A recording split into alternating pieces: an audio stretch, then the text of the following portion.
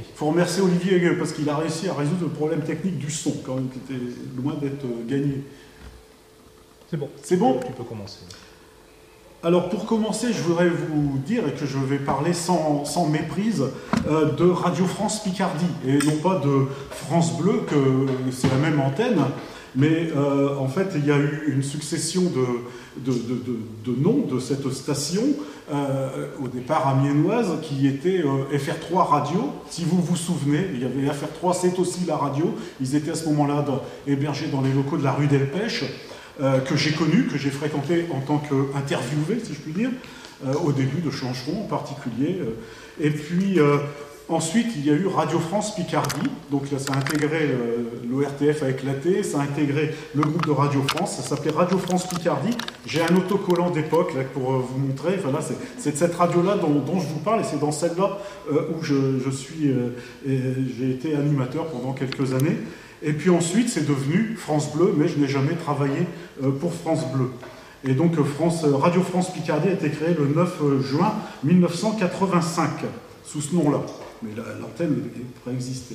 C'était véritablement déjà une radio régionale, avec des émetteurs à Amiens, à Abbeville, à Péronne pour le Vermandois, à Hirson pour la Thiérache, et puis à Saint-Just-en-Chaussée pour le nord de l'Oise, et une bonne partie de l'Oise. Donc on avait une audience qui était picarde, au sens de notre chère région Picardie, défunte dans les textes officiels, mais pas dans nos cœurs. Et le contexte de ma présence sur cette antenne, en fait, était lié à Laurent de Vim, qui était antérieurement chroniqueur. Il avait plusieurs émissions quotidiennes, mensuelles ou hebdomadaires. Je n'en ai plus tout à fait le détail en tête, mais j'en étais auditeur. J'étais auditeur de cette radio-là, des FR3 Radio, quand j'étais étudiant ici à Amiens. Et donc il était également, Laurent, producteur d'émissions. En particulier, on se rencontrait tous les mois après les séances abbvilloises des Picardisans du Pontieux, qu'il enregistrait, et il produisait une émission mensuelle, et puis nous en produisait également une seconde dans laquelle il invitait les gens de Chancheron, l'équipe de théâtre et puis de journal qu'on avait à cette époque-là. Et puis il était reporter et il a enregistré beaucoup d'actualités du Picard de ce moment-là. Et puis un jour, un PKV, il a eu l'idée de partir aux États-Unis, aux USA, à New York en particulier, si je ne me trompe pas, avec un théâtre de marionnettes sur ses épaules, véritablement, un Castellet portatif qu'il avait créé, et il partait pour un certain temps, au moins pour un été. Et puis, le hasard des conversations, on se connaît toujours depuis ce temps-là, on se connaît depuis plus longtemps que ça même. Et donc, il m'a demandé de lui garder la place au chaud. En gros, ça revenait à ça. Et donc, c'est moi qui ai eu cette place. Je ne sais pas si d'autres personnes ont été à l'époque contactées. Alors, pourquoi moi? Je me suis posé la question quand Olivier m'a dit « Est-ce que ça te convient de faire une conférence dans 3 semaines ?» Vous voyez, je suis dans les starting blocks depuis 3 semaines pour cette soirée. Et donc, en fait, moi, à la radio, j'étais pas inconnu du personnel de la radio. Je vous l'ai dit tout à l'heure, rue Delpech, FR3, j'avais été interviewé. J'ai toujours du plaisir le soir à voir Catherine Matoche. J'ai appris récemment qu'elle était un peu plus jeune que moi. J'ai toujours pensé qu'elle était plus vieille, mais c'est tant mieux pour elle. Non, mais parce que j'étais impressionné, c'était elle la journaliste et moi l'interviewé. Mais ma première interview télé, c'était avec Philippe Dossin. Pour ceux qui se souviennent de ces personnels de l'audiovisuel Picard et maintenant national. Et puis, donc, j'étais accueilli pour parler de Chancheron, des premiers numéros, qui était sorti en 1980. Et puis ensuite, j'ai fréquenté la rue Robert de Luzarches, très peu, mais j'étais aussi là-bas accueilli par, en particulier, je me souviens de Sansonnet de Cosra, je me souviens de Jean-Pierre Bergeon en particulier. Et puis, j'étais invité d'émissions de différents animateurs, comme Anne-Marie Mangin, Patrice Teddy-Colleuil. J'ai écouté aussi Alice Petit, enfin des noms qui, pour certains d'entre vous, si vous étiez auditeur, doivent vous rappeler des sons. En tout cas, pour moi, c'était des sons, et puis de temps en temps, je rencontrais les visages. Et j'ai connu, donc, les locaux, ce sont ceux du Centrum. Quand j'étais étudiant, je l'ai vu construire ce bâtiment. Quand la radio est partie de la rue Robert de Luzarches pour aller au Centrum, j'étais assez curieux de rentrer dans ce bâtiment. Et puis Jean-Pierre Bergeon,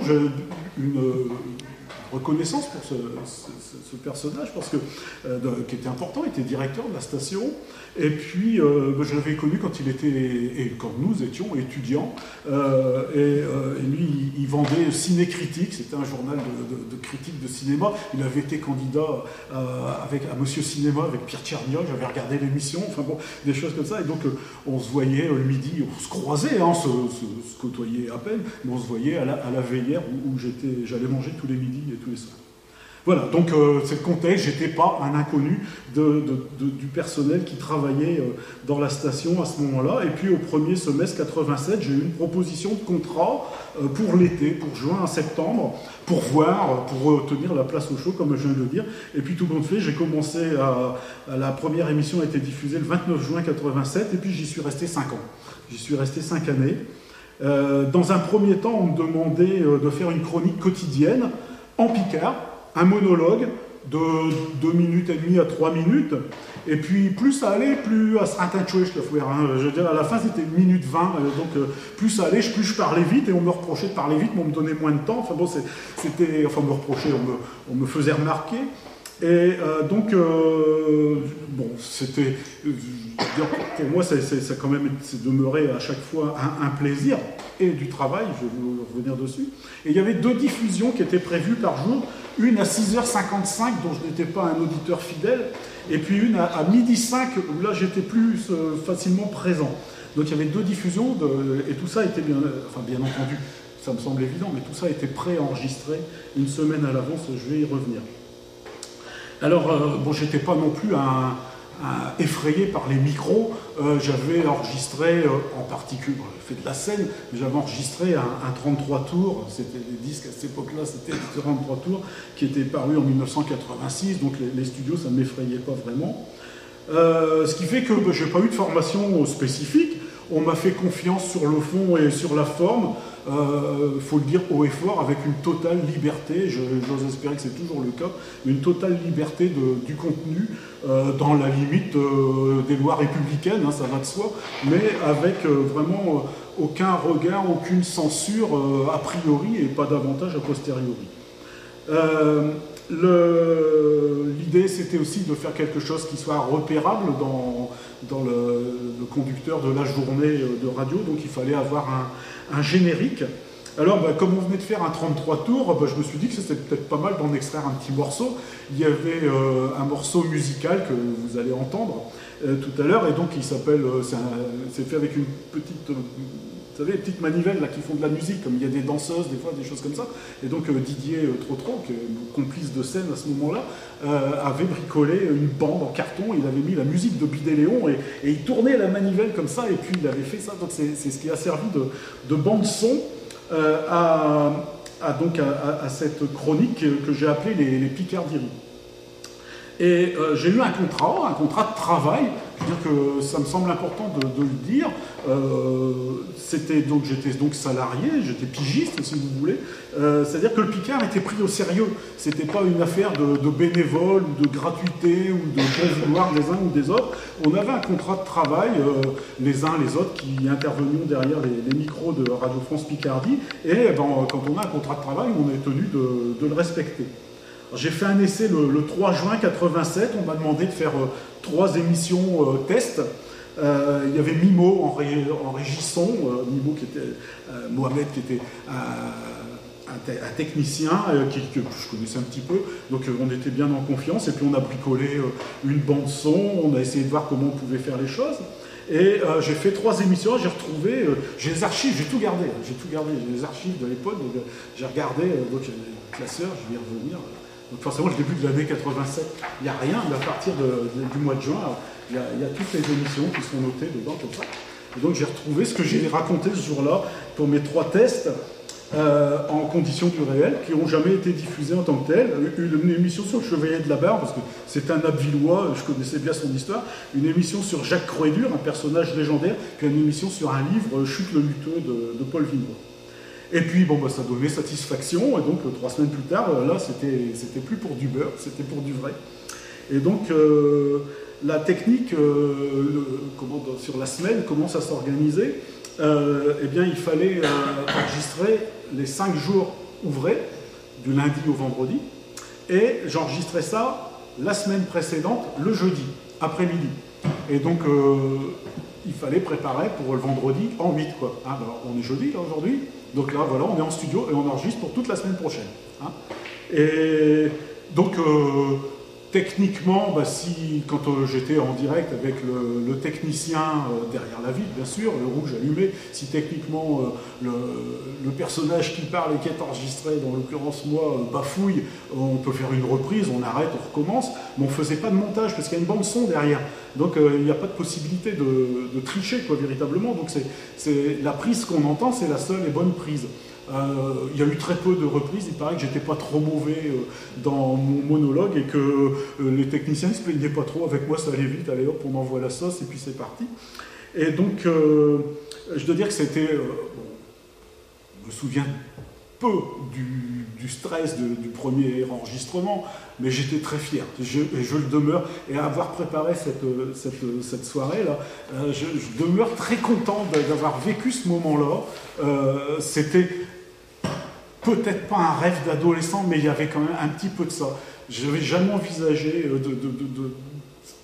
d'être animateur professionnel, mais le fait de faire de la radio, je ne vais pas parler du contexte politique de l'époque, je pense que Laurent, dans son intervention du mois de mai, aura l'occasion, contexte politique, de la radiodiffusion, avec les lois Fillou, avec le rapport Cotouli, avec un certain nombre de choses, je ne sais pas si tu évoqueras tout ça, le rapport Poignant, enfin, il y a eu des choses à ce moment-là, c'était un moment qui était en grande mouvance, mais la radio de service public demeurait quelque chose de référence, et intervenir sur des ondes dont j'étais auditeur depuis une dizaine d'années, véritablement, hein, je me souviens des bourses aux péniches qu'il y avait sur FR3 Radio à 10h du matin, j'écoutais ces trucs-là avant d'aller en cours en fac, donc je veux dire, c'est d'être présent derrière le micro, là, avec la bonnette, avec l'autocollant, avec le sac Radio France qu'on m'avait donné, qui est au format 33 tours, pour pouvoir transporter des 33 tours, enfin avec des choses comme ça, franchement, je regarde, c'est pour ça que je disais tout à l'heure, c'est un moment de jeunesse, j'ai vraiment beaucoup de plaisir, pas de nostalgie du tout, mais vraiment beaucoup de plaisir.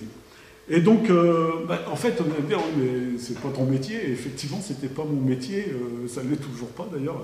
Pour ceux qui ne sauraient pas, parce que tu n'as pas beaucoup d'uniformes, je suis pharmacien dans un hôpital, comme ça, au bord de la mer. Ça m'arrive aussi d'y être présent au même jour. Mais à cette époque-là, en fait, j'étais assez disponible, dans la mesure où, bon, je venais de finir mon service civil de 2 ans.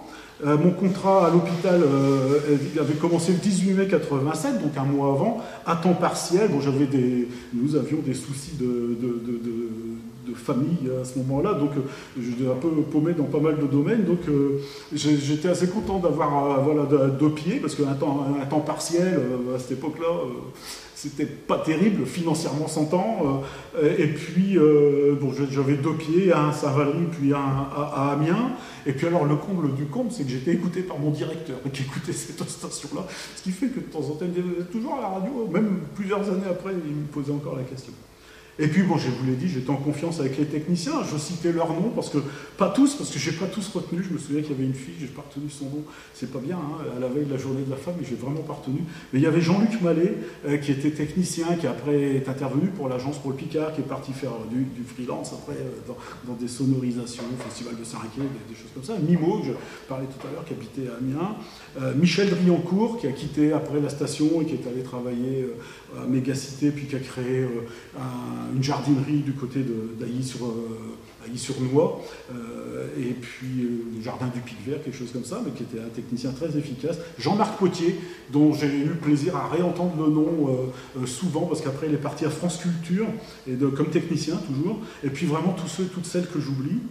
Et puis pour la supervision, donc il y avait les gens que j'ai déjà cités, donc Jean-Pierre Bergeon, mais la directrice des programmes, c'était Muriel Mazière. Et c'est Muriel qui venait de temps en temps me dire que je parlais trop vite, par exemple. J'avais trop de débit qu'on ne comprenait pas, parce que c'était déjà du Picard, c'était déjà difficile. Mais bon, ou qui disait d'avoir un ton souriant, de parler à l'auditeur, enfin des conseils comme ça de premier auditeur, parce que comme c'était enregistré, il pouvait se mettre en cabine et puis entendre avant que ce soit diffusé ce qui se passait. Et je me souviens qu'elle m'avait dit de ne pas commencer, parce que on dit pas, il n'y a pas de mot pour dire bonjour en Picard. Adé, il n'y a pas de problème, on peut dire Adé, Norvire ou ce qu'on veut, mais bonjour, il n'y a pas Avati, et Macavo, bon, mais à la radio ça le fait pas trop, et donc moi je disais bonjour, hein, Et puis elle me dit, non, ça fait trop Mourouzi, quoi. Au bout d'un mois, c'était en pleine époque Mourouzi. Hein. Bonjour. Donc après, j'ai fait une bonne journée. Voilà, une bonne journée, là, au féminin, ça passait bien. Donc ça, c'était sur les conseils de Muriel Mazière. Donc, vous voyez, avec tout ce que je vous dis là, jusque-là, ça va. Hein, je ne suis pas encore derrière le micro, véritablement. Mais le problème, c'est que dire? Quoi raconter tous les jours? Un monologue, donc pas trop d'hésitation, il faut quand même que ça se prépare. Des conditions pro, hein, des belles conditions, franchement, honnêtement, des très belles conditions de travail. Le rouge qui s'allume, le silence complet dans le studio, même si la rue est très passante, on n'entend rien. Un peu de stress, un petit peu de boule au ventre, hein, s'adresser à l'auditeur. Puis ne pas parler de banalité, parce que la semaine prochaine, vous savez le temps qu'il fera, ça on ne peut pas en parler de jeudi ou vendredi de la semaine prochaine. On ne peut pas parler de ces banalités-là. Hein. Il faut ébuer un nuit, quoi qu'on a passé, vous avez été Alpec ou bien... Non, on ne peut pas. Donc l'actualité chaude, pas davantage. On ne peut pas parler d'un résultat de match de foot ou d'élection. Hein. On ne sait pas, c'est enregistré une semaine à l'avance, au minimum. Et puis... il faut parler de toute la Picardie. Je vous ai dit les émetteurs qu'il y avait et qu'il y a toujours. Enfin, il y en a d'autres, mais c'est-à-dire cette zone-là est toujours couverte. Et donc, c'est tout le domaine Picard. Il fallait parler de l'Oise, de l'Aisne, de la Somme, de l'Est de la Somme, de l'Ouest et puis d'Amiens. Voilà, donc ce sont des conditions, des contraintes. Et donc tout ça, ça supposait de le préparer. Ce qui fait que tous les mercredis, au plus tard, à la maison, je passais ma fin de journée, et puis ma soirée, et parfois mon début de nuit, à finir de préparer les émissions. Donc ma première en studio, c'était le 25 juin, et la première diffusion, donc le lundi 29 juin 87. Et il a fallu créer des bandes annonces aussi pour que les auditeurs s'habituent à avoir un autre chroniqueur que Laurent. Et puis là, pour le coup de la bande annonce, là, fallait donc c'était du genre de 8 secondes quoi, de paroles. On en dit en 8 secondes, on en dit beaucoup. Et donc il fallait donc que tout soit écrit, millimétré. Puis là, on pouvait faire plusieurs prises. Alors, je vais vous faire écouter la première émission. Hein. C'est le plus simple. Hein.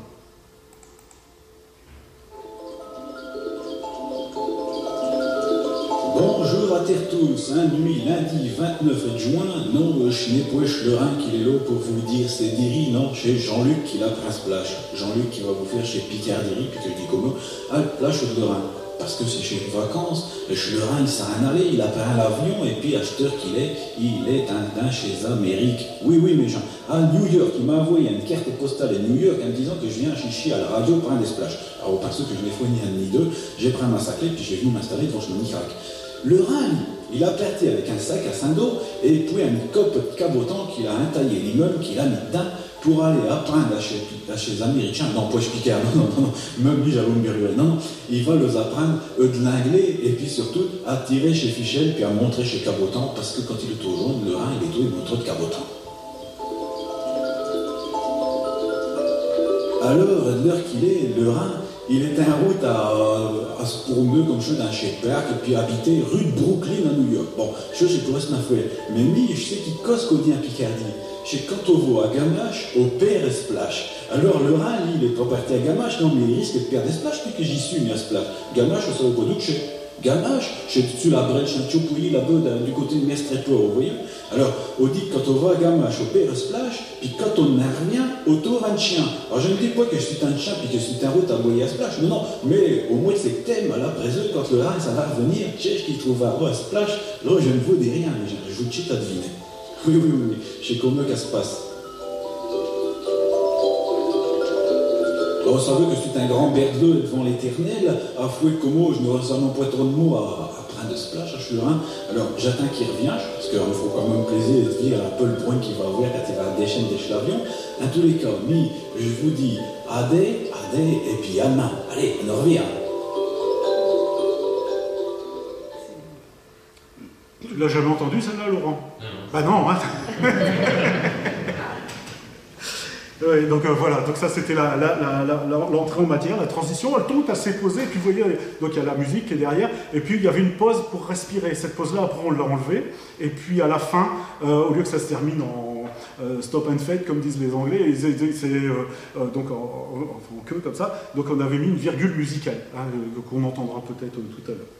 Alors de quoi j'ai parlé pendant ces années de chronique? J'ai parlé du temps qui passe, le calendrier, les saisons, les changements d'heure par exemple. C'est bien pratique les changements d'heure, ça fait au moins deux chroniques que tu fais dans l'année. Les rendez-vous Picard, les spectacles, les expositions, les spectacles de marionnettes chez Cabotan, de théâtre, de chansons. Et je veux dire qu'à ce moment-là, il y en avait vraiment beaucoup, il y en avait très régulièrement de la programmation un peu partout. C'était bien pratique de s'en faire l'écho. Et puis c'était assez diversifié. L'actualité des éditions, les revues, les livres. Et puis quand il n'y avait pas tout ça, et puis pour varier un peu les plaisirs aussi, un fait historique de Picardie, qui s'est passé en Picardie, ou qui a trait à la Picardie, à la date anniversaire, hein, telle chose à tel moment. Les dictons liés, les ratros picards, comme vous appelez quoi, liés au saint du jour. Bien pratique aussi ça, alors que les saints guérisseurs, des choses comme ça. Et puis un village de temps en temps avec le blason, donc le surpiqué populaire collectif du village. Et comme il fallait que je parle de l'ensemble du domaine linguistique picard, là pour le coup c'était intéressant parce que je pouvais m'intéresser aussi au Pas-de-Calais. Et puis l'émetteur d'Hirson, il émettait un peu dans le nord également, à côté de Cambrai, ça a été entendu un petit peu de ce côté-là. Et puis je pouvais, et à juste titre, faire valoir qu'une partie de la Belgique est picarde de langue. Et donc le Tournaisis, surtout à ce moment-là, plus que la région de Mons, était très vivant, très producteur de picard et surtout en littérature et en spectacle, donc je pouvais en parler très régulièrement. Et alors, dans mes enregistrements, vous avez compris la technique, hein, je faisais mes 5 jours. Le seul repentir que je pouvais avoir, c'était, on est aujourd'hui jeudi, la semaine dernière j'ai enregistré pour toute cette semaine, donc c'était demain. Je pouvais éventuellement refaire l'émission de demain s'il y a un fait d'actualité, si j'annonçais un spectacle et puis que je savais qu'il était annulé pour une raison quelconque, je pouvais éventuellement refaire. Ça a dû arriver 3 ou 4 fois sur 5 ans, et je ne suis pas certain que ça soit arrivé une fois par an. Voilà. Donc voilà, un petit peu le contexte de ma manière de glaner de l'information. Et il s'est trouvé que, là je vous l'ai dit dans l'émission, hein, aux auditeurs, Laurent n'est pas rentré au mois de septembre. Il est resté à New York, je ne sais pas ce qu'il a fait ce qu'il veut de ce vie. Je ne veux pas le savoir, ne le dis pas. Mais donc, au mois de septembre, comme il n'était pas revenu, on m'a proposé de continuer pour la saison qui s'amenait. Les saisons de radio, ça fonctionne, donc il y a la saison estivale et puis les autres saisons. Et donc, on m'a proposé un contrat pour prolonger ces diri quotidiennes. Et là, j'ai demandé à Muriel Mazière en particulier, et puis à Jean-Pierre Bergeon, non pas de faire 5 émissions, mais d'en faire 6. Et d'en faire une le dimanche. On n'a pas le droit de travailler 7 jours à la radio, il faut travailler 6 maximum. Donc de pouvoir en faire 6. Et donc j'ai proposé qu'il y ait le dimanche une chronique sur la chanson picarde. Et donc ça a été accepté. Et de septembre 87 à juillet 88, le dimanche, je faisais, dans mes enregistrements du jeudi, je préparais une émission qui était diffusée le dimanche matin dans l'émission d'Anne Martel, de la librairie Martel. Hein, je travaillais longtemps avec Anne, qui était également animatrice à la radio et productrice. Et donc j'avais accès aux archives de la radio, qui étaient des archives sur bande, hein, j'ai amené des choses. Ça c'est ce que je faisais en semaine. En semaine, c'était ça. Voilà. Là, vous avez le 1er février, que je pris une boîte au hasard, là, vous avez les 5 émissions. Les 5 émissions, ça tient là-dessus, hein, c'est du 19 cm par minute. Hein, il y a 3, 2 fois 5, il y a 10 minutes là-dessus. Hein, il y a 10 minutes de radio avec les montages. C'est une vraie bande qui est passée à la radio. Et puis, donc, je faisais une autre bande qui était avec de la chanson, comme ça, que Anne diffusait en simili-direct. Elle m'invitait. En fait, son émission était aussi enregistrée, donc j'allais dans son émission, je présentais une chanson, un chanteur, en picard, hein, des chansons en picard, de tout le domaine picard. Et ça a été diffusé comme ça, je vous ai dit, pendant une quarantaine de semaines. Et donc, les archives, c'était vraiment précieux, parce qu'il y avait des prises de son faites par la radio, par Radio France, en studio. J'en avais fait d'ailleurs, plein d'autres. Germain de la Place, je ne peux pas citer tout le monde, là, il y a énormément de monde. D'autres qui étaient faites en public, en particulier d'un festival de chansons qu'il y avait eu à la Maison de la Culture d'Amiens. Des archives créées par Laurent, quand il se baladait avec son agra, et puis d'autres par Michel Riancourt. Donc j'avais vraiment beaucoup de choses à faire valoir, à refaire écouter. C'était pas forcément de la première écoute, mais et puis à valoriser. Et puis il y avait de l'édition à ce moment-là de chansons sur 33 tours, sur 45 tours ou sur cassette. Je me souviens de Marc Monsigny qui avait réalisé une cassette à la Fédération des œuvres laïques par exemple. Et donc j'ai pris ces chansons-là comme comme support de cette chronique du dimanche. Et tout ça, c'était donc diffusé à 8h45. Ce qui fait que pendant un an, je me suis réveillé tous les dimanches, je n'avais pas de grasse matinée, pour pouvoir écouter la diffusion, parce que j'avais fait le truc en studio, mais je voulais piquer sur cassette la diffusion qui se faisait. Toutes ces bandes de radio ont été vouées à la destruction. Les archives de radio ont été vouées à la destruction, les archives, mais il y a longtemps de ça. C'est pas là au passage numérique, c'était au moment où j'ai quitté la radio, en 1990 à peu près. Ce qui fait que je le dis, et je le dis devant la caméra, il n'y a pas de problème, tout le monde le sait, je les ai piqués, je les ai sauvés, je les ai mises à la maison. J'ai toujours dit à tout le monde que j'avais ces archives-là à la maison. Et quand l'agence pour le Picard a eu les moyens techniques et humains, j'imagine aussi, toutes ces archives-là ont été enregistrées en format numérique de manière à ce qu'elles puissent être sauvées, dupliquées. Et donc voilà. Et ça, pour moi, c'est un grand bonheur que de savoir que ces moments uniques de gens qui, pour certains, ont disparu, comme Paul Boissard, et puis d'autres qui sont toujours là, bien sûr, mais qui éventuellement n'ont plus de voix ou peuvent plus jouer de la guitare parce qu'ils ont pris 30 ou 35 ans de plus. Et bien ces archives-là ont pu être dupliquées. Et donc ce panorama des années 70 à 90 a pu être fait grâce à ce deuxième contrat de travail. Un an est passé, on est arrivé en 88, et puis je suis Lorrain, je ne sais pas d'où qu'il a foué, il n'est pas revenu. Donc j'ai eu un nouveau contrat, puis ça s'est poursuivi comme ça, même quand tu es revenu, à un moment donné, je continue à faire cette chronique quotidienne. Et mon problème, moi, c'est qu'en tant que producteur de l'émission, plus on avance dans le temps, plus j'ai de contraintes, parce que je ne voulais pas, et je pense que ça n'aurait pas été très bien vu, je ne voulais pas faire de redite par rapport au calendrier. Je ne voulais pas parler tous les ans du 14 juillet. Quoi. Je veux dire, donc il fallait trouver autre chose. C'est comme ça que j'ai su que Saint-Martin, sa fête avait été... Vous savez quel jour c'est, la Saint-Martin ? 11 novembre. Et c'est pour ça qu'il n'y a plus de Saint-Martin sur le calendrier depuis le 11 novembre. Alors je cherchais, parce que Saint-Martin, il est picard. Enfin, il est picard. Il a décopé Saint-Mentir et deux, c'est une parvis de cathédrale d'âme. Il n'est pas plus picard avec Garmandia. Et donc je m'intéressais à des événements comme ça pour pouvoir parler d'autres choses. Au mois de novembre, décembre, ça va, des saints, il y en a beaucoup. De la Saint-Hubert jusqu'à Saint-Nicolas, il y a du monde.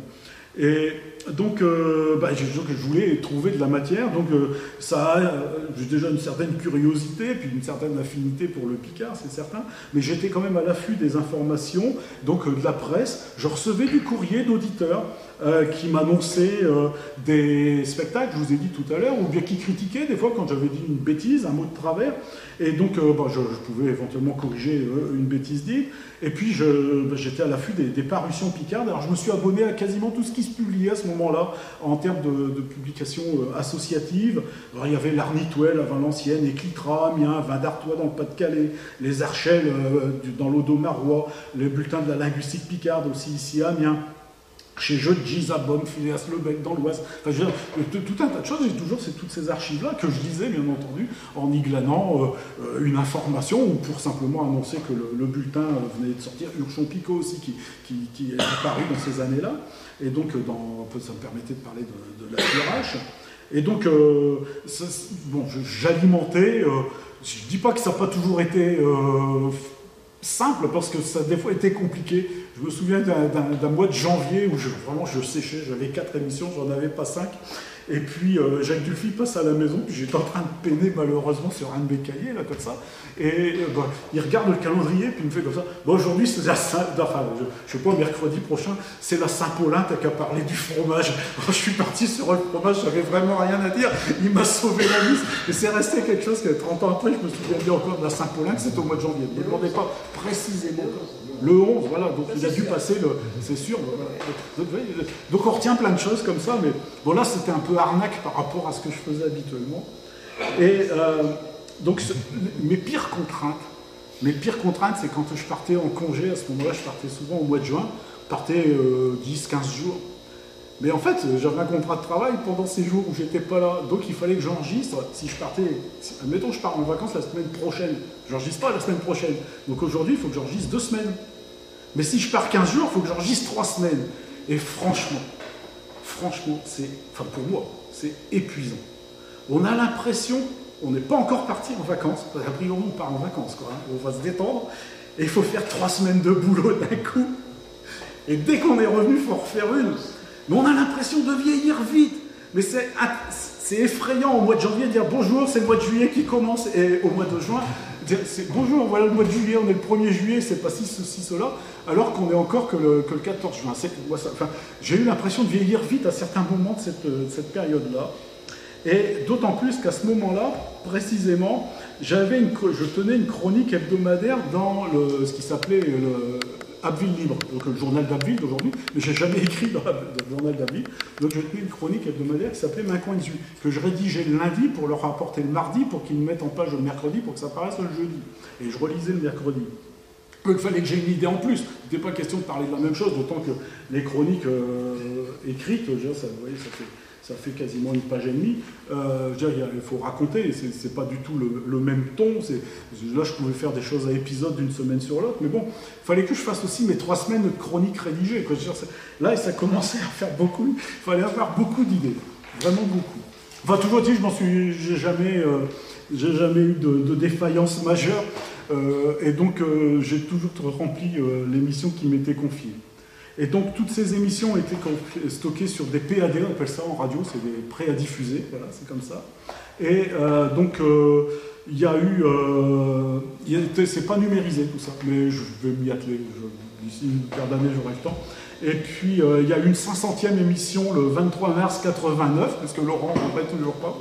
Et puis une 1000e émission qui a eu lieu le 6 mars 1991, alors que j'ai enregistré, je vais vous la faire écouter. Comme ça me fera une petite pause. C'est bon là? Tu montes le son peut-être?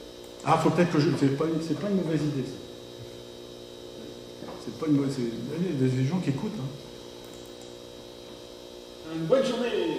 Et puis un nuit, je ne sais pas, une journée comme les autres. Ben non, parce que je suis un nuit, et je suis millième coup que je m'en viens me viser avec vous, et puis que je viens me faire comme eux, comme vous dites, des diris, ou bien des picardiries, oui, 1000 coups comme eux. Hein. Avec ma chèche, je t'affaire là au mois de juin 1987. Vous voyez qu'un point tous deux, puis qu'un l'orage ni point. Alors, quoi que je sais qu'un diri, ben, je fais des diris parce que je dis, et puis un picardirie parce que je dis un piquer. Et puis un piquer pour dire qu'on dise un piquer, et ben on peut pas dire qu'on perd les comos. Hein, quand on dit je perds les comos, ben, ça veut dire que je vais vite quoi français, ça veut dire que je perds un piquer. Alors le gramangen qui dit ennemi que je perdais un gramin, que je suis un cacteux, ou bien que je suis un didru, il n'a pas me d'absurde qui me dit que je suis un didi, ou bien quoi plus pire, un didi brouette. À l'époque, regarde, pourtant, mes coachés que je fouais jamais qu'elle m'ait visé, hein, qu'elle visait avec chez gens, ou bien quoi, à mesure être bien perleux, parce qu'il faut bien perleux, bien sûr. Mais il y a d'autres qui prétendent que j'ai rechossé une langue, que j'ablate, ou bien que j'acte mes mains, à mesure. Hein. Mais moi, je vous repose des délires, parce que Babouchan ne gêne point. Mais ce que je n'aime reproche, c'est qu'on me traite de pleu-pleu, ou bien de digon, parce que je n'ai jamais dit le mot comme un caterland. Oh ben non, c'est peut-être un mollet l'endieu, mais pas digonneux. Non, là-dessus, je suis pas du tout d'accord. Non, c'est pas digonneux. Hein. Et à ce qu'on requiert, à mesure qu'au délâche, un chomolé, bien qu'au jaspi, qu'au babi, comme on dit quoi, hein. Mais c'est vrai qu'il ne faut pas, quand on faisait d'H-Post à la radio, romonner ou bien un mangonner. Non, puis surtout pas se maloter, parce que là, avec lui, les gens ne comprennent plus. Hein. Mais il y en a d'autres qui aimaient bien quand on faisait un chomolé cancan, ou bien qu'au jablat, ou bien même tout simplement qu'au papote un chomolé. Et ce qu'il ne faut surtout pas, mes gens, chez TG, Berdouillet, BG. Alors là, elle va pas piquer plus pire, wallonner ou bien bertonner, parce que chez gens, ils vous traitent des dorzins ou bien même de gascon. Non, et puis surtout pas perdre le boyau, parce que là, il n'y a plus personne qui comprend rien. Non, mes gens, et ben, ça faisait 1000 coups, comme que je vous ai dit, quasiment un gramme de verbe pour dire perler, piquer, pour perler, comment. Vous faites terminer autant que pour notre Romain. Allez! Là, vous avez un virgule à la fin. Donc ça, c'était une digression sur le vocabulaire. Hein, oui, c'est bien, le nombre de mots. Ah, c'est formidable. Mais le verbe voir, il y en a encore plus. Enfin, pour regarder. Voilà. Mais oui, mais je te prépare à l'avance, hein, je le sais, chez moi. C'est impressionnant. Oui. Et puis le vitesse qui est dit est affreux. Alors, donc c'était la 1000e, donc pour la radio c'était un petit événement quand même. Hein, je veux dire, et donc il y a quelqu'un dont je n'ai pas encore cité le nom, que je connaissais aussi dans cette station comme journaliste, c'est Jean-Louis Crimon. Et donc Jean-Louis, qui est picardisant, et donc Jean-Louis, quand il a su que c'était la 1000e émission, il m'a dit on va faire une interview. Donc le midi, il y a eu une interview. Aujourd'hui, petit événement pour le 10 de Diri, mercredi 6 mars. En effet, c'est la 1000e Diri de l'ami Jean-Luc. Plus de 3 ans et demi de petites chroniques en dialecte picard. Alors Jean-Luc, votre sentiment sur ce pays sonore des 1001 Diri? Voilà, c'est chez les Razad. Mon sentiment, je sais pas, c'est quelque chose d'agréable qui se renouvelle toutes les semaines, je sais pas, une fois par semaine. Ça a commencé cette affaire-là au mois de juin 87. Et bien, ça amène tous les ans à renouveler. Je peux pas tous les ans parler du jour de Pâques de la même manière. Je peux pas parler non plus. Aujourd'hui, c'est Sainte-Colette.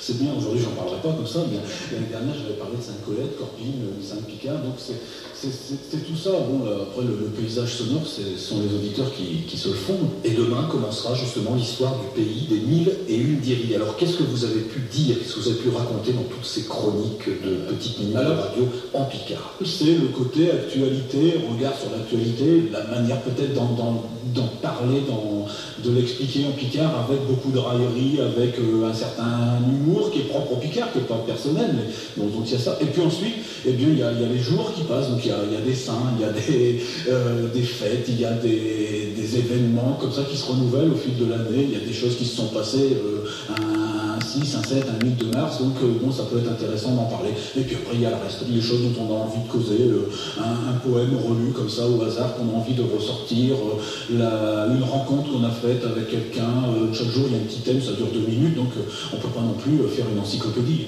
Et puis jamais finalement, tout au long de ces diris en 3 ans, jamais un petit coup de chapeau à l'un de ceux qui dans les années 70 ont rêvé que le picard serait une langue, au même titre que le breton, l'occitan, l'alsacien, le basque, à savoir l'auteur anonyme toujours, à Villers-le-Pleuc, à Philippe Lacchère, et puis Anne Diel, Ramon Schlech, coin de Saint-Flu, qui compte, qui raconte son histoire, à Villers-le-Mou, qu'on ne comprend plus, et puis même que je suis tout seul à le canter, et puis même qu'il n'aurait plus un pour m'écouter, je cante trop quand même, je cante trop lui-même. C'était mieux, je trouve. À Vesniver, à Mesursidou, qui est l'autre d'été, puis ce n'était, qui peut bref comme un automne, avec chez nous, Casmode, il nous assaisonne, puis chez Canchon, que je vous bien canter. Même que je sois tout seul à le canter, qui n'est pas garma pour m'écouter, je le canterai quand même, je le canterai lui-même. Mais non, ça, le coup de chapeau à Jean-Louis Crimon, forcément, ça viendra peut-être pour la 2000e. Alors Jean-Louis Vignon, en tout cas, rendez-vous demain matin, 7h moins 20. Là, tout de suite, là, après, parce que je fais le journal, une dissertation sur le verbe parler au picard. Comment dire picard parler? Berdelet, viser, cacté, mais t'as qu'à côté d'un champ minute. Alors je berdeleux, je viseux, et puis je parleur, en français, ben, on se retrouve tout à l'heure. Adé. J'ai retrouvé, ça c'est une copie cassette, c'est pour ça que le son c'était fait comme ça. Mais donc Jean-Louis, en fait, tout le monde n'est pas forcément au fait de son écriture en picard des années 70, la fin des années 70, donc le texte il me met au défi, hein. Mais on est comme ça, là, comme si j'étais assis parmi vous, et il me met au défi avec son texte qui sort en disant que c'est un auteur anonyme, et il se trouve que son texte, je le connais absolument par cœur. Donc moi, je n'ai pas eu trop de mal à lui renvoyer, je pourrais toujours le dire d'ailleurs, je n'aurais aucun mal à lui renvoyer la balle sur ce texte magnifique, hein, À vue d'Aigle, ça s'appelle, et qui a été chanté entre autres par Marc Moncini il y a bien longtemps, il y a une quarantaine d'années. Mais donc c'était donc bien sûr une complicité, un renvoi de balle comme ça. Alors pour continuer sur ces chroniques quotidiennes, la radio m'a aussi demandé d'animer un jeu, un mot, un jour, et donc moi j'enregistrais, donc il y a des quantités de mots comme ça pendant un an, il y a 300 mots quoi en gros, et donc les auditeurs étaient sollicités pour donner la traduction du mot et puis gagner probablement quelque chose, et puis donc ça c'était en plus des chroniques. Et donc il y a eu quelques avatars aussi, il y a des fois des émissions qui n'ont pas été diffusées, le midi notamment, parce que le journal était trop long, il y avait des résultats d'élections par exemple, ça n'en finissait pas, ou un match de foot, ou Abbeville monté en D2, alors là c'était infernal, donc non mais il y avait des choses comme ça, et puis donc l'actualité, un journal qui débordait, donc c'est les petites chroniques, elles passent. Et puis surtout, il y a eu des grèves, hein, pour ça, c'est pas une nouveauté, mais des fois, il y a eu des grèves d'une semaine complète, tu as enregistré ton truc, et puis il n'y a rien diffusé. Voilà, donc il y a des inédits, Au total, sur ces chroniques quotidiennes, mais j'ai pas fini, j'ai 37 cassettes à la maison, où j'ai tout recopié dessus, et donc j'ai compté qu'à raison de 1h30 par cassette, et des C90, j'ai eu 50 à 60 heures d'intervention de 2 minutes, comme ça, c'est pas mal, hein, 60 heures de picard. En direct, il y a peut-être des linguistes que ça pourrait un jour intéresser, pas tellement pour le contenu, mais pour la manière de parler picard, parce qu'il évolue mon picard. Je me suis rendu compte qu'au début, en réécoutant quelques émissions, au début je parle très vimeux, puis après je parle beaucoup plus Abbeville-Amiens. Et au début, j'ai quasiment chez toi Como, et puis chez toi Como, et puis chez toi Como, ouais, c'est ça. Et puis après c'était chez toi comme choc, enfin, voilà, des choses qui changent. Alors le 6 juillet 89, Laurent était parti, alors tu es parti au Japon après, c'est ça? Attends, moi je suis un globe-trotteur picard. Et donc son émission hebdomadaire a disparu, et j'ai proposé un petit peu aussi dans l'idée de tenir la place au show, mais en même temps parce que c'est quelque chose qui me tenait à cœur, de produire une émission hebdomadaire, en plus des chroniques. Et c'est pour ça que le texte d'aujourd'hui c'est intitulé « Picard, vous avez dit Picard comme c'est Picard ». Alors l'émission s'appelait « Picard, vous avez dit Picard ». Comme c'est Picard, c'est Olivier qui l'a rajouté. On n'est pas dans... Il y a quand même une petite référence au cinéma. Il y a quand même Jean-Pierre Bergeon qui n'était pas loin. Hein. Et donc il avait lui aussi une émission qui s'appelait « Vous avez dit Picard comme c'est Picard ». Et donc de Jouvet, hein, bien sûr. Et donc, avec l'accord de la direction, ils m'ont confié un Nagra. Vous savez ce que c'est qu'un Nagra? C'est ces énormes magnétophones professionnels de ces années-là, le Graal des magnétophones, le vrai magnétophone. Yann Parentoen sur France Culture a fait des émissions que sur le Nagra. C'est un mot polonais, Nagra, qui veut dire je suis fidèle. Et donc, c'est ces petites bandes, enfin c'est des bandes de ce format-là qu'on passe dessus, ou celui-ci. Et puis on a une paire de ciseaux qu'on m'a confiée, que j'ai gardée, voilà, qui est là, qui est une bande de ciseaux interdit de mettre un aimant dessus, ils sont pas magnétiques. On m'a confié une barrette de montage comme ça, qui n'est pas magnétique parce que c'est de l'aluminium. On m'a confié des petites bandes. Il m'en reste encore à des BASF d'époque, hein. Ils ont 30 ans d'âge et collent toujours. Donc c'est du vrai matériel pro. Des piles autant que j'en avais besoin, parce que dans un Nagra, je ne sais plus combien il y a de piles, mais il y en a au moins 12. Pas moins. Puis attention, hein, les plus grosses, hein, ça a un poids de voleuse, pas ça. Plus les piles de l'autre côté, les bandes, enfin le sac et tout ça. Et puis, donc du bleu, des amorces, du jaune, enfin toutes les amorces, toutes les couleurs, selon que ça tourne en 19 cm. Du 38, j'ai jamais fait avec du rose, mais c'est des mots techniques. T'es là, t'as tout le matos, quoi. Pas de formation, hein. Tu te débrouilles, hein. Allez, hop, et puis c'est à la piscine, hein. Tu sais nager? Ouais, bon, bah alors tu plonges. Et donc, j'avais proposé de faire une émission d'une demi-heure, ce qui est quand même pas mal, hein. Une demi-heure, c'est une demi-heure diffusée, hein. Ça tient sur une bande comme ça. Ça, c'est une émission d'une demi-heure. Elle est dedans, hein. C'est à ce format-là, si vous voyez, avec le noyau professionnel. Hop, ben je vais peut-être là. Ouais, mais si je la sors puis casse de bobine, ça va être une catastrophe. Voilà. Ça, c'est un noyau professionnel, c'est pas les mêmes noyaux que ce qu'on a sur du matériel. Vous pouvez vous dire, je vois tout à l'heure. Et donc, là, je voulais me mettre en confiance parce que je savais ce que je voulais faire. Je voulais faire des rencontres avec des auteurs picardisants, des entretiens non dirigés. Et je voulais me mettre en confiance avec des gens que je connaissais bien. Donc, je suis allé voir Jules Dufresne, qui habitait à Ouatier-Ur, côté de Cailleux-sur-Mer, et puis je suis allé voir Eugène Chivot, qui était un ami. Eugène, il habitait à Abbeville, on a été amis très très longtemps, pendant plus de 20 ans, et puis ces deux personnages, envers qui j'avais et réciproquement on avait confiance les uns en les autres, avaient pour eux tous deux de faire de la radio. Alors, Jules Dufresne faisait des émissions en direct à Radio Code Picard, qui était une radio libre, ça s'appelait comme ça à ce moment-là. Et puis Eugène Chivot faisait sur Abbeville, à Radio Abbeville, une émission. Alors Jules c'était en direct et Eugène c'était enregistré. Et donc on a causé ensemble chez eux, comme ça. Je suis venu avec le Nagra, j'ai essayé de voir comment ça marchait, tout ça, les prises de son. Et puis je suis revenu avec des bandes, et puis voilà, il fallait faire mes émissions test. J'ai fait l'émission test avec Jules Dufresne.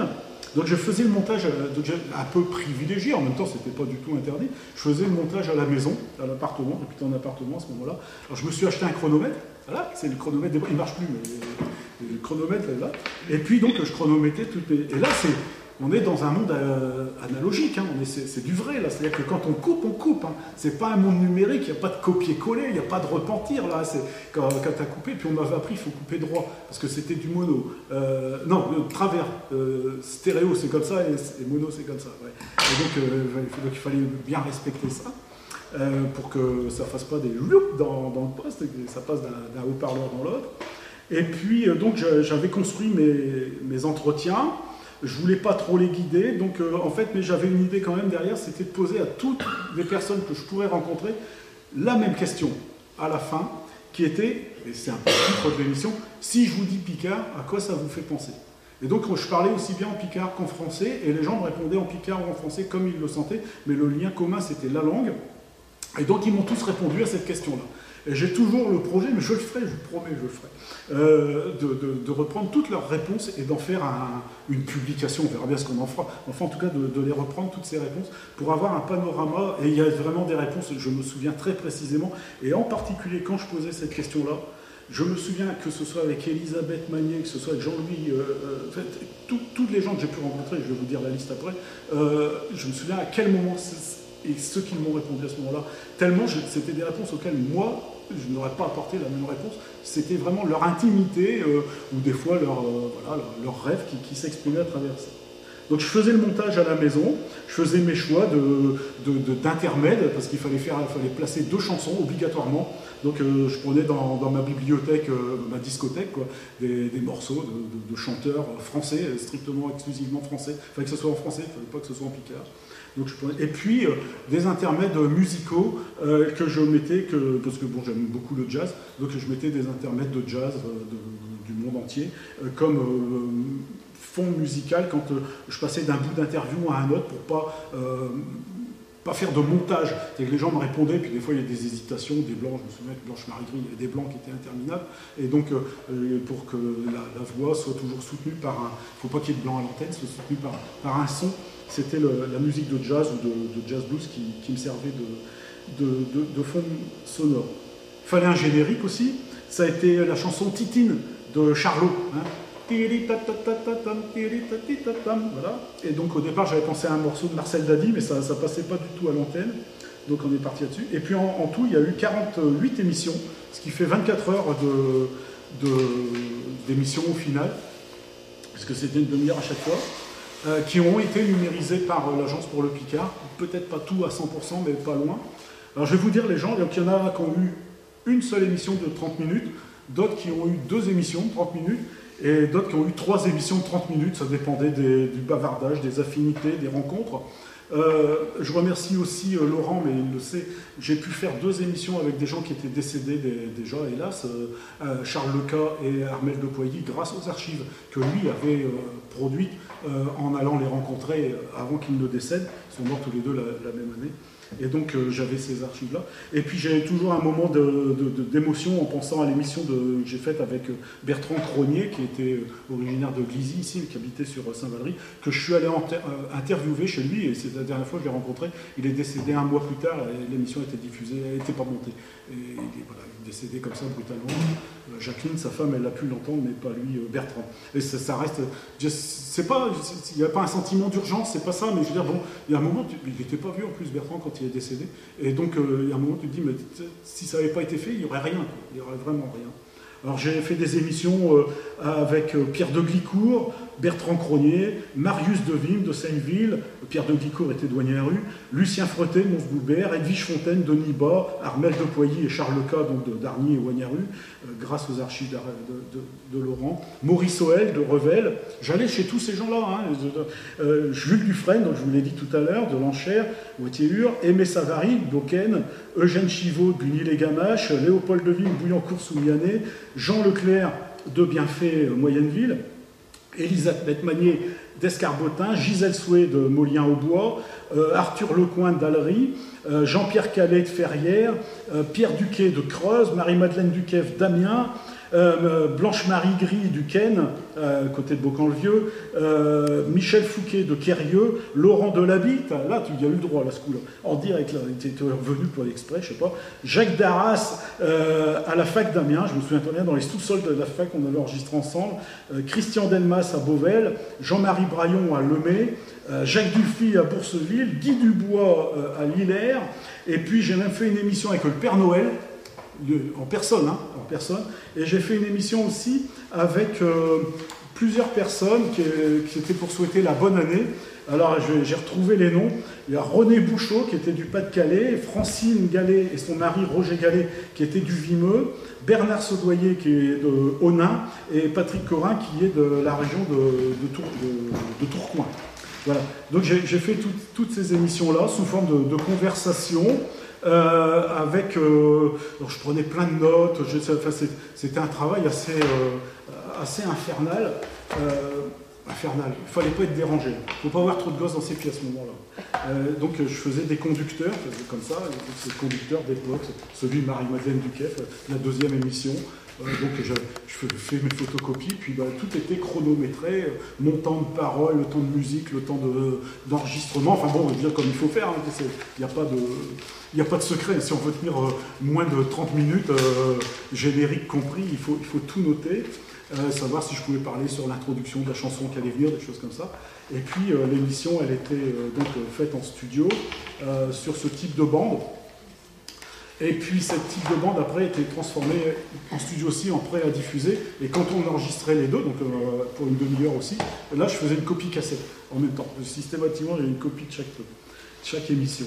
Et donc c'était réalisé dans les conditions du direct, diffusé le dimanche matin à 9h30. Donc là aussi, je ne me suis pas de grasse matinée pendant tout ce temps-là, et puis, parce que je voulais les écouter.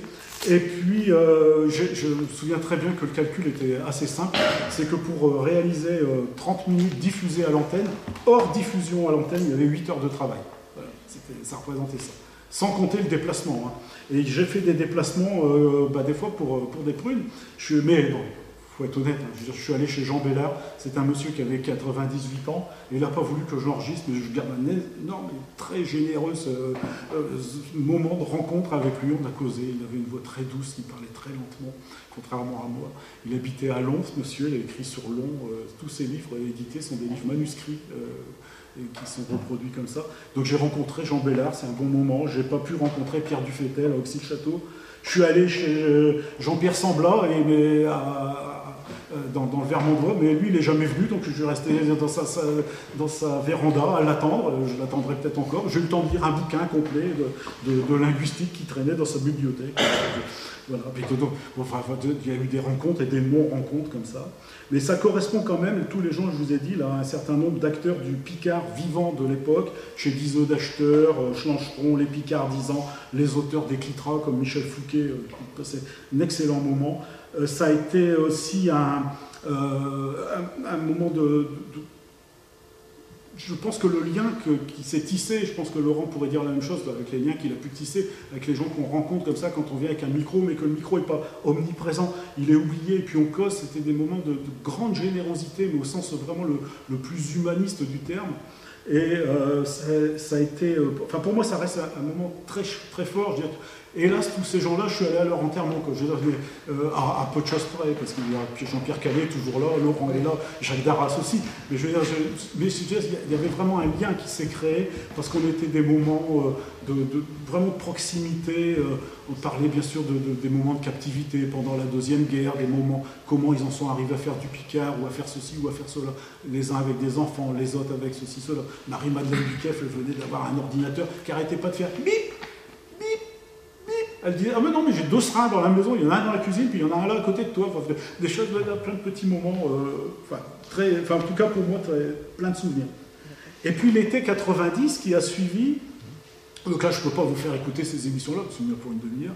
L'été 90 qui a suivi, donc j'avais fait ce panorama, et donc j'ai proposé de continuer une émission hebdomadaire tout l'été, qui serait construite autour du texte d'Eugène Chivot sur Chicago. Il a sa fille, elle habite toujours aux États-Unis. Bon, elle n'est plus à Chicago, mais elle est toujours aux États-Unis, Francine. Et donc, il était allé voir sa fille, et il en avait fait le récit, un voyage point ordinaire à Chicago. Et il avait fait ce récit-là en Picard.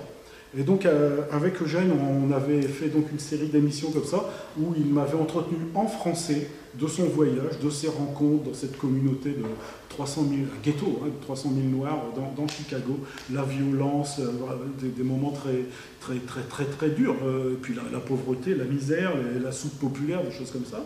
Et puis j'avais demandé à Jean Leclerc, qui est originaire qui a vécu pour une partie à Bugny-et-Gamache, comme Eugène Chivot était originaire de ce village, à Jean Leclerc de faire des lectures de textes. Et donc il y avait à la fois mon interview, où j'étais très peu présent, beaucoup de réponses d'Eugène, et le texte dit par Jean Leclerc, et puis derrière de la musique de blues de Chicago pour faire un ensemble de 7 émissions pour lesquelles je garde, je ne sais pas ce que tu en penses si tu les as écoutées, je garde beaucoup de gros souvenirs, quelque chose, je pense, de très fort en littérature. S'il faut éditer ce bazar-là un jour, je ne sais pas, il faut faire quelque chose. Après, il faut avoir les droits, parce que c'est quand même été fait avec le matériel et de la radio de service public. Donc ça a été fait pendant tout l'été 90. Alors ma dernière intervention à la radio de service public, c'était le 26 juin 1992. J'ai donc fait 1324 émissions enregistrées, quelques-unes non diffusées. L'été 1992 a passé sans qu'il y ait de Picard sur la radio, il n'y en avait plus. Et puis on ne m'a pas appelé à la rentrée, mais je dois dire très sincèrement que si on m'avait rappelé, j'y serais pas retourné, je m'en doutais. L'ambiance, elle n'y était plus. Il y avait des systèmes d'audimat, de concurrence avec des radios qui n'étaient plus des radios libres, enfin, qui devenaient des radios vraiment commerciales qui entraient en ligne de jeu. Ça ne m'intéressait pas du tout ce jeu-là. Ceci dit, je ne crache pas dans la soupe, hein. Je veux dire, c'est l'évolution des choses, ça s'est passé comme ça, mais j'y serais pas retourné, je sais, et je vais vous en donner la preuve si vous ne me croyez pas. Et donc j'ai été, entre guillemets, remplacé à la rentrée par Christian Delmas, Christian Gardinier, qui tenait déjà une chronique, enfin une rubrique jardinerie le samedi matin, et c'est lui qui a pris la suite, puis après les choses ont évolué. Alors je vais vous faire écouter la dernière émission, et la dernière chronique. Alors elle est là, c'est peut-être fermé, je vais voir devant. Et vous verrez à la fin, je dis Adé, mais je ne dis pas Nourvia. Hein, voilà. C'est ça la preuve. Je vais peut-être mettre le son comme tu dis. Une bonne journée. Et puis, à Guaverdi et tout, hein, bien sûr. Alors, je m'en vais vous donner des rendez-vous, mais je m'en vais vous donner un rendez-vous pour Chospenchi, puis pour la semaine qui vient, soit un point vous bernerez sur vos améos. Bah oui. Alors, je serai pour Elma samedi, ça va y avoir une fête Picardie. Il faut savoir qu'il y a le grammage pour machine dans toutes les écoles de Picardie. Hein. Il y en a eu du côté de Saint-Maudit, comme eux, Ouesmont, des Vimeux verts, hein, donc chez vous de la culture. Et bien, je serai dans santé, Elma, fou qui court. Chez l'école, donc, à fois une job fête Picard, comme eux, avec chez les femmes de l'école. J'ai eu des killers à manger, à boire et tout haut, chez ce retour de cuisine et nos pays, puis probablement que pour votre visa Picard, tout le monde ensemble dans les écoles, quand le classe avait quasiment défini, un école défendu. Et puis si on voulait rencontrer chez Jean Durchon-Picot, chez Franck, à l'Université Picard de tirage, et bien ils terront un stand là-bas à Chlabi, Boéry, chez au produit à Banancourt, chez tout produit là-bas, un Kérach. Il y aura donc des jus traditionnels, il y aura des métiers de nos pays, avec Ch'tonilleux, avec Sabotier, enfin tous ces gens qui l'ouvrent à la tour des chevaux, hein, pour faire dur des tonnieux, des berriques, ou bien des sabots, des caloches, enfin tout l'eau. Et puis il y aura du Picard avec chez Jean à Urchon-Picot. Et puis à prochain d'un 8 jours, il y aura une finale de Jutplot, ce sera dimanche 5 juillet, une partie terrée qui est un mollet spécial à Arbeillé. Bah oui, il y en a deux sortes de pommes, mais je terré, j'ai peut-être plus belle. Et puis il y aura et tout une grande fête Picard chez l'école Gré, là-bas, dans l'Ouest, Coulot, une fête Picard avec un spectacle qui sera donné Ferrèche les Chips des Chevaux. Il y aura du théâtre, il y aura des canchons, il y aura un mollet de tout, des histoires, il y aura à manger, il y aura à voir des promenades à bidet, enfin tout, avec tout chez Jean Gré, puis des alentours, ah ben oui, bien sûr, là-bas, pour donc dimanche, chambre des mois de juillet, vous perdrez pas chez dernier jour, mes gens. Et puis, je vous souhaite à terre tous passer un bon moment, passer des vieux jours, hein, chez un nuit, très chiant 24e coup, très chiant 24e coup, que je viens m'épuiser, et puis je vous dis, adé. Très cher, 24e coup. Alors, ça a été la dernière fois à Radio Picardie en tant qu'animateur, mais ça n'a pas été la dernière fois. J'ai été invité ensuite pour d'autres occasions.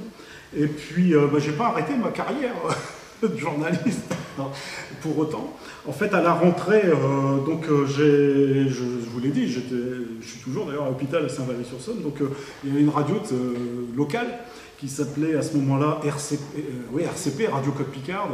Et j'avais fait des émissions quand je faisais mon service civil avec les gens du comité d'entente des manifestations à Villoise. On allait faire des émissions toutes les semaines à RCP. Je connaissais Warin, je connaissais certains gens qui s'en occupaient. J'ai jamais fait. Je connaissais bien sûr, je vous l'ai dit tout à l'heure, Jules Dufresne qui faisait. Alors Jules Dufresne, lui, il faisait un truc que personne d'autre n'a refait depuis, à ma connaissance. C'est le journal du midi qui était donné par Marie-Agnès. Et lui, il était en présent en studio et il doublait tout en Picard. Alors même les pires abominations, c'était des parties de rire. Bon, il y a eu des moments de sérieux quand même, parce que Jules savait être sérieux, mais il savait surtout être amuseur. Et donc, ils ont fait des traductions comme ça en direct. Et Jules était décédé à ce moment-là. J'avais gardé le contact de Marie-Agnès, et donc je l'ai contactée pour savoir si ça les intéressait qu'on fasse une émission de radio comme ça. Et donc j'ai commencé à RCP le 12 octobre 92, une chronique dont le titre a changé, qui s'appelait H-Mainteux. H-Mainteux, c'est l'endroit où les marins-pêcheurs parlent des pêches miraculeuses sur toutes les côtes de France, hein, et en particulier sur la côte Picarde. Et puis ça a duré comme ça jusqu'au 11 février 1994. Et dans cette période-là, RCP a été repris dans le groupe qui s'appelait Equinox FM, qui a changé maintenant. Et donc ils étaient mis en haut de la Tour Perret, enfin, ça n'avait plus rien à voir avec une radio locale, ça n'avait plus rien de Picard, ni de Picardie, ni quoi que ce soit, je veux dire, si ce n'est quelques actualités sportives. Et donc les choses elles se sont éteintes comme ça, doucement. Disons que ce que je retiens d'un bon moment aussi à RCP, c'était quand même beaucoup moins confortable que les conditions professionnelles de Radio France Picardie. Là, je veux dire, c'était beaucoup plus spartiate, mais ceci dit, c'était très écouté dans l'arrondissement d'Abbeville, et j'ai quand même fait là-bas l'équivalent d'une vingtaine d'heures d'enregistrement, donc c'est quand même pas mal. Et donc tout ce que je viens de vous raconter, là, les chroniques quotidiennes, les émissions produites le dimanche, et puis les émissions à RCP, bah, l'ensemble de tout ça, ça fait autour de 110 heures de Picard quand même. Bon, voilà. Je sais rien, 110 heures dans une vie. Hein. Les professionnels de radio qui font ça à temps plein, ils font leurs 110 heures en 3 semaines. Mais bon, déjà, c'était quand même une présence de Picard très... J'ai eu beaucoup de courriers, hein, beaucoup de courriers, coups de téléphone. Armel, qui était à l'accueil, elle me laissait des petits mots. On ne disait pas des post-it à ce moment-là, mais j'avais des petits mots. Monsieur Untel a rappelé, un autre qui voulait savoir le bouquin dont j'avais parlé, une référence, une adresse. Je me souviens être allé chez un gars porter un dictionnaire de Picard. Il habitait derrière la gare Saint-Roch. Et voilà, il voulait ça. Enfin, bon, je n'ai pas fait le courtier en Picard non plus, mais c'était des moments de rencontre avec quelques auditeurs. Et puis, pour conclure, qu'est-ce qui reste de tout ça? Moi, il me reste donc le courrier des auditeurs sur les erreurs aussi que je pouvais faire de temps en temps. Pas souvent, mais de temps en temps, il y en avait qui me reprenaient. Et puis... moi, il me reste surtout, c'est à la maison, bon, il me reste toutes les archives, là, vous imaginez, déjà, ça tient pas encore sur des clés USB, donc ça prend de la place. Mes cahiers, là, j'en ai un gros cahier comme ça par année, plus un autre que j'ai trimballé pendant toute la durée, celui où je prenais toutes les notes pour dire « Ah tiens, il s'est passé ça le 3 décembre 1622 à Corbie », alors j'ai noté ça parce qu'on était au mois de juin, donc j'ai plein de petites notes comme ça que j'ai remis sur un gros agenda pour m'organiser un petit peu à l'avance. Beaucoup de contacts humains, ça je vous l'ai dit tout à l'heure, avec les souvenirs qui sont vraiment liés à ces bons moments-là où j'étais accueilli chez les gens, que je connaissais par avance, mais que c'était quand même pas pareil quand on arrive chez eux. Il me reste une curiosité, il me reste une bibliothèque picarde assez abondante en fait, c'est peut-être pour ça que j'ai quelques connaissances, une culture picarde assez éclectique somme toute.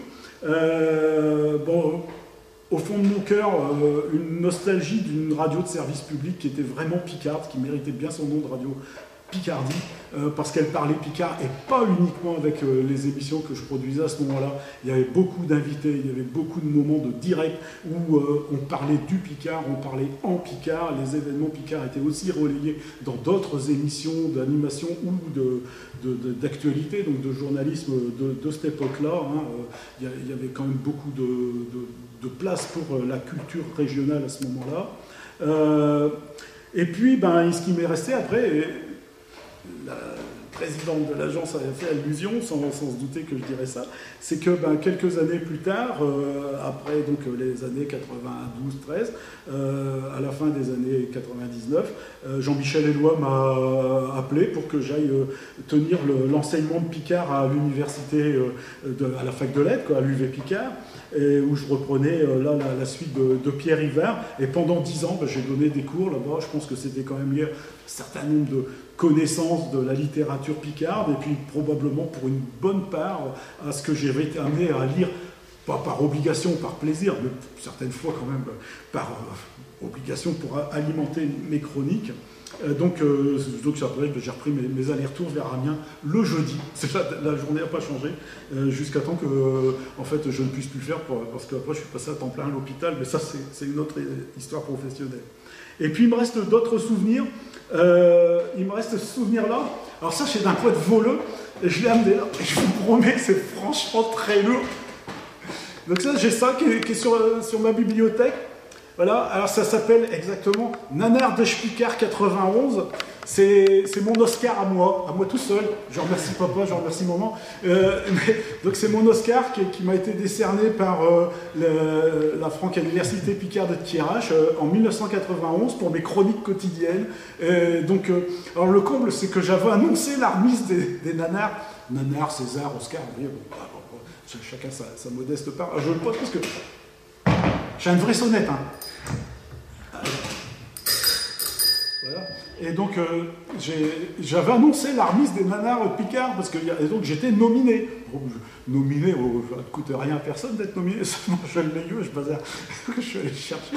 Ça n'a pas été une corvée du tout, je suis allé chercher le nanar du Picard. Donc ça, c'est comme c'est un livre, c'est impeccable. C'est impeccable, ça ne bouge pas. C'est de la fonte Thiérache, tu peux y aller. Et donc il me reste ça, c'est un bon souvenir. Il me reste des souvenirs d'enregistrement en studio chez Dizo Dachter, par exemple, où on a été les uns les autres sollicités pour faire des bandes son. Donc j'avais enregistré une bande son, et puis Radio Picardie ouvrait, je ne sais pas si c'est encore le cas avec France Bleu, mais ouvrait facilement ses portes. Ça ne veut pas dire que les portes étaient ouvertes, mais ouvrait les portes en confiance quand il y avait un petit peu de temps de studio libre pour qu'on enregistre des choses d'une manière vraiment professionnelle, avec une qualité d'enregistrement qui était la même que pour les émissions de la radio. Et puis il me reste aussi le Nagra que j'ai porté. J'ai plus la marque de la sangle sur mon bras, mais je n'ai pas le Nagra, je l'ai rendu. Hein. Il me reste le Nagra comme souvenir. Vraiment, cet outil-là est emblématique. Je veux dire, c'est mieux que l'Attraction, la DS ou le Concorde. Hein. C'est un vrai outil de travail. Et avec ce Nagra, j'avais quand même accès à beaucoup de bandes vierges. Et avec ces bandes vierges, j'ai pu, entre autres, et pas uniquement, mais surtout, avoir des entretiens privilégiés avec Alfred Manessier à Abbeville quand il est venu installer les premiers vitraux du chœur, et on s'est vraiment liés d'amitié. Il s'est passé quelque chose entre Alfred Manessier et les Abbvillois qu'il a rencontré à ce moment-là, et moi en particulier, d'autant plus qu'on est allé dans la même école primaire, pas tout à fait les mêmes jours, mais dans la même école primaire Émile Ternois à Tuizon. Et donc ces enregistrements avec Alfred Manessier, je les ai numérisés il y a 3 ans. Et donc, je vous invite le 27 mars qui vient au cinéma Rex d'Abbeville, devenu centre culturel, à venir écouter la 3e conférence de diffusion, parce que là je dis peu de choses, mais je vous fais écouter Alfred Manessier. Donc cette année, ça sera Alfred Manessier, le Crotoy. L'année dernière, c'était Alfred Manessier, la technique des vitraux, vraiment avec ces maîtres verriers de Chartres. Et puis il y a 2 ans, c'était Alfred Manessier qui retrouvait Abbeville. Voilà, ces bandes-là, j'ai pu les enregistrer, et cette rencontre-là, j'ai pu la faire grâce à ce matériel, et donc un petit peu à vos impôts, votre redevance télé, parce que la redevance télé ne finance que la radio. Et donc voilà, des archives. Je veux dire que quand on a du matériel comme ça, et puis des rencontres humaines, et qu'on peut ne pas les manquer, ce sont des super moments je vis encore avec, et il y a tout ça. On est en 2019, il y a plus de 30 ans, et il y a 30 ans et plus, et je vis toujours avec, et ça m'a fait très plaisir de pouvoir vous passer, j'espère, un zeste de ma passion, et puis peut-être un peu de ma jeunesse aussi, tout compte fait, et puis peut-être de la vôtre en tant qu'auditeur. Merci de votre attention.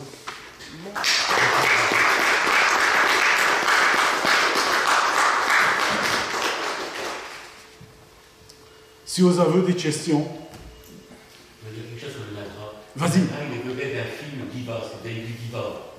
Diva, Oui. C'est le Nagra. C'est le Nagra qui fait le film. Parce que vous vous en souvenez, on fait dans le film la cantatrice qui est enregistrée secrètement. Et la boîte de